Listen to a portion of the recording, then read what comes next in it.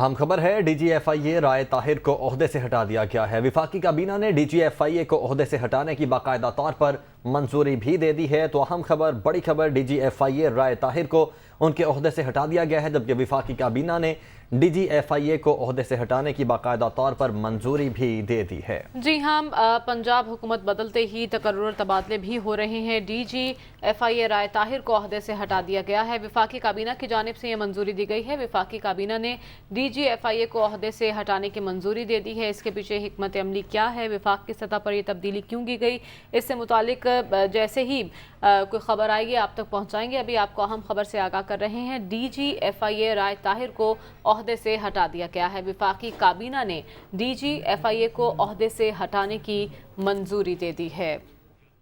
यासिर मलिक हमारे साथ मौजूद हैं। यासिर, बताएगा कुछ वजूहात का पता चल सका? जी बिल्कुल, देखिए आज वफाकी काबीना का जो अहम इजलास है वो इस वक्त जारी है और इस इजलास में वफाकी काबीना ने राय ताहिर जो है उनको DGFIA के ओहदे से हटा दिया है और उनकी जगह वफाकी काबीना ने मोहसिन भट्ट को नया जो DGFIA है उसको लगाने की मंजूरी दे दी है। Mohsin Bhatt police service group के ग्रेड 22 के अफसर हैं और जो राय ताहिर हैं जो साबिक DGFIA अब हो चुके हैं, उनको इंसदाद दहशतगर्दी का नेशनल कोऑर्डिनेटर लगा दिया गया है और नेशनल दहशतगर्दी इंसदाद दहशतगर्दी का नेशनल कोऑर्डिनेटर लगाने के हवाले से भी वफाकी काबीना ने उनकी मंजूरी दे दी है।